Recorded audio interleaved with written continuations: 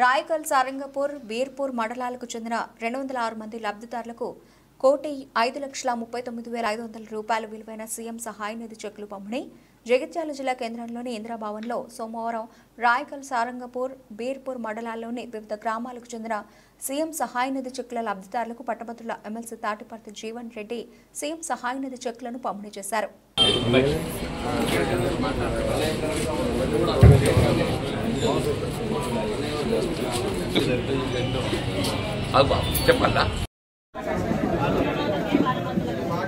Veerapur B Sujatha, Veerapur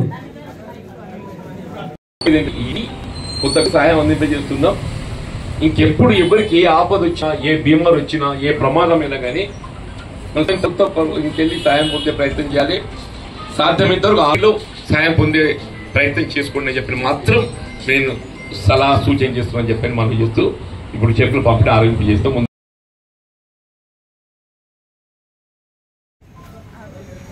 నీకా ఇప్పుడు ఎట్లుంది మోహన్ అర్పల్లి,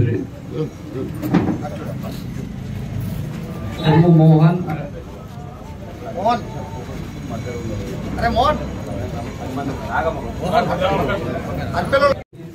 అన్నా వై అనుష, బీర్పూర్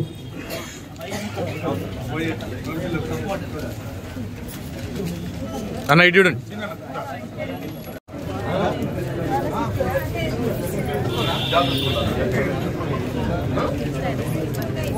నువ్వేం చదువుతావు చెప్పండి.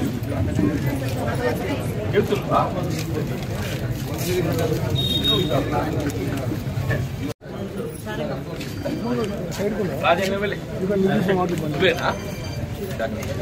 రేకులపల్లె జె చంద్రశేఖర్ రావు, రాజేష్ పర్లేదు.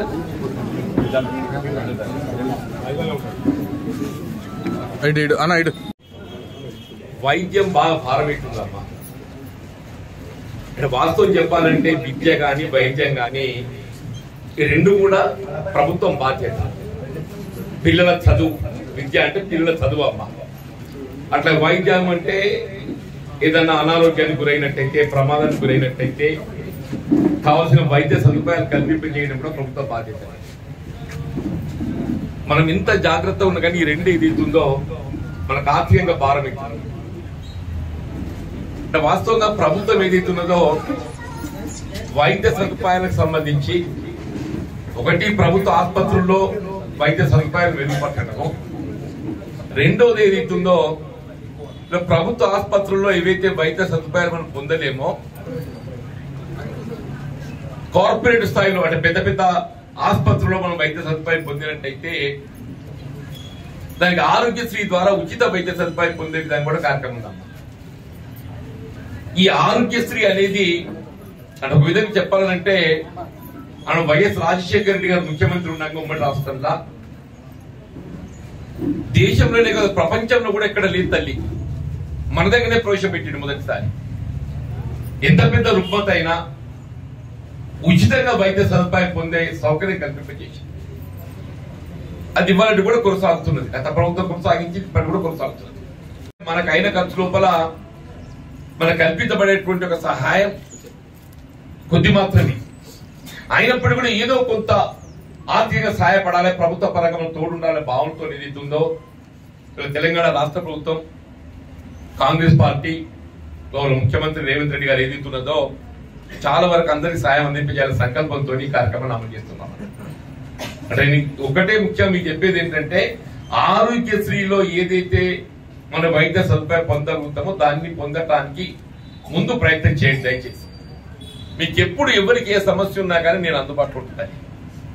నన్ను ఇలా పొత్తుని కాదు, సరే రాజకీయంగా పదవులు అనేది అదృష్టం తల్లి, రాజకీయంగా పదవులు అనేది అదృష్టం తల్లి అంటున్నాను. మొన్న ఎన్నికల లోపల మనం ఆశించిన పెద్ద పొందలేకపోయినాం.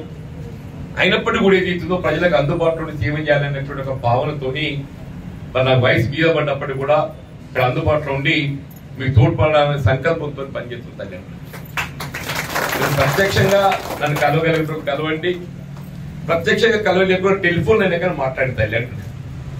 మీకు ఏ బీమారి ఏ ఆసుపత్రిలో మనం వైద్య సదుపాయం పొందగలుగుతామో నేను తప్పకుండా ఆ ఆసుపత్రికి ఏదైతుందో మాట్లాడి మీకు సదుపాయ వైద్యం అందించే ప్రయత్నం చేస్తాను. ఇప్పుడు ఏదైతుందో ఈ మన ప్రభుత్వం గౌరవ ముఖ్యమంత్రి గారి ద్వారా ఏదైతే మనకు ఆర్థిక సాయం కల్పించడం జరిగిందో ఈ చెక్కులన్నీ మీకు అందించాలనే సంకల్పంతో ఈ కార్యక్రమాన్ని ఏర్పాటు చేసుకున్నాం. ముందస్తు